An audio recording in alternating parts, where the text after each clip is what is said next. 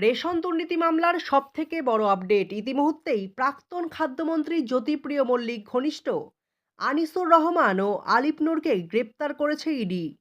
Ration দুর্নীতির সঙ্গে এই দুটি নাম কিভাবে জড়িয়ে পড়ল, সবার প্রথমে আমরা দেখে নেব গতকাল আদালতে ঠিক কী কী তথ্য পেশ করেছিল ইডি।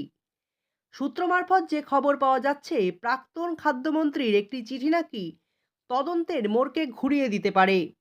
আপনাদের হয়তো মনে থাকবে, বালু ওরফে জ্যোতিপ্রিয় মল্লিক গ্রেপ্তারির পর তিনি এসএসকেএমে ভর্তি ছিলেন এবং সেখানেই তার কাছ থেকে একটি চিঠি উদ্ধার করেছিল সিআরপিএফ। এই চিঠিতেই উল্লেখ ছিল আনিসুর ও আলিফের নাম। আদালতে ইডির দাবি, প্রাক্তন খাদ্যমন্ত্রী সিয়ের বাড়িতে তল্লাশির সময় দুই ভাই আনিসুর ও আলিফের নামে দুটি ফোল্ডারও পাওয়া গিয়েছে। ইডির দাবি, সেই ফোল্ডারে 10 লক্ষ টাকার কথা জানা যায়।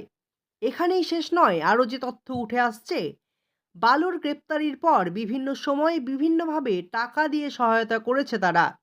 অর্থাৎ যে দুই ভাইয়ের কথা উঠে আসছে, আনিসুর রহমান ও আলিপ নূরের, তারা বিভিন্নভাবে কিন্তু বালুর পরিবারকে বা বালুর যে সংস্থা রয়েছে সেই সংস্থাগুলোকে কিন্তু সহায়তা করেছে টাকা দিয়ে, এমন তথ্য কিন্তু উঠে আসছে।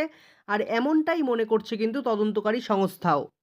এবারে আসা যাক আনিসুরের নয়া কুকীর্তির কথা।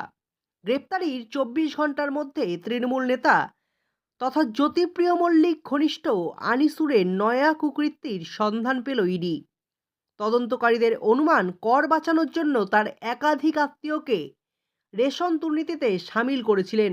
অর্থাৎ পাপ নিজে করছেন, তার সঙ্গে নিজের যে আত্মীয় স্বজন রয়েছে সেই আত্মীয় স্বজনকেও সেই পাপের ভাগিদার করছে।